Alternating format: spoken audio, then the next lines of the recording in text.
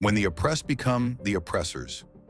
For these neo-Nazis, Free Palestine is just today's version of Heil Hitler. In the early 20th century, Europe saw one of its darkest chapters. A far-right movement rose to power in Germany, led by Adolf Hitler, spreading hatred and exterminating millions of Jews. The world, shaken by this genocide, eventually united to defeat fascism. And in 1948, as a symbol of justice and safety, a homeland was established for the Jewish people, Israel. But there's something the world overlooked. That land, the land of Palestine, was already home to another people, families, cultures, histories. And from that moment until today, a conflict has burned, growing more painful with each passing decade. A two-state solution was promised, a future where Jews and Palestinians could live side by side. But that future never came. And now, not even a century after the Holocaust, the very people who once cried for justice now rain bombs on Gaza.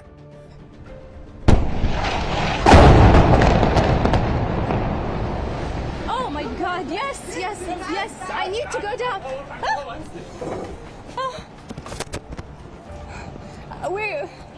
We're going to direct the camera now towards the explosions. Can you hear me? There's a haunting truth here. Those who were once victims are now carrying out atrocities. It's often said, the bullied, when given power, can become the bully. Today in Gaza, entire families are being erased. Children are pulled from rubble. Hospitals are turned to ashes. Starvation is used as a weapon. And silence, deadly silence, fills the halls of the so-called free world. Where is the outrage? Where is the humanity? Israel is ruled today by a far-right government.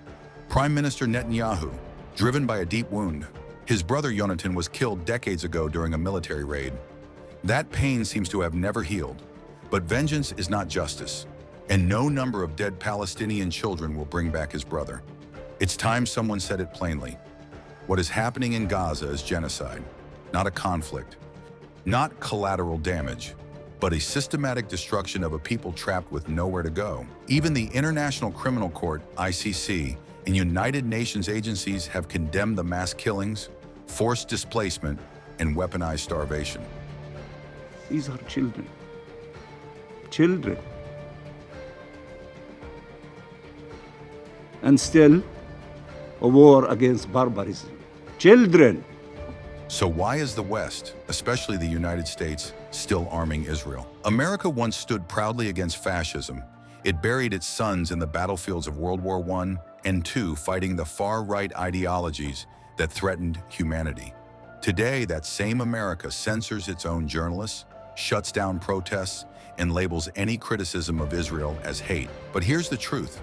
Wrong is wrong.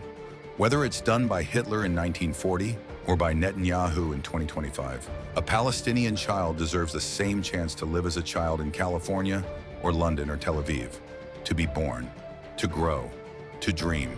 If we, humans of the world, watch Gaza burn and do nothing, we've lost more than politics. We've lost our soul. Israel must learn to forgive itself for the horrors it endured in Europe. But forgiveness doesn't come by punishing others. The road to peace lies not in the rubble of Gaza, but in the hearts of those brave enough to say, enough. Let there be justice. Let there be healing. Let Palestinians breathe. Let Gaza live. Because only peace, not power, can make us whole again.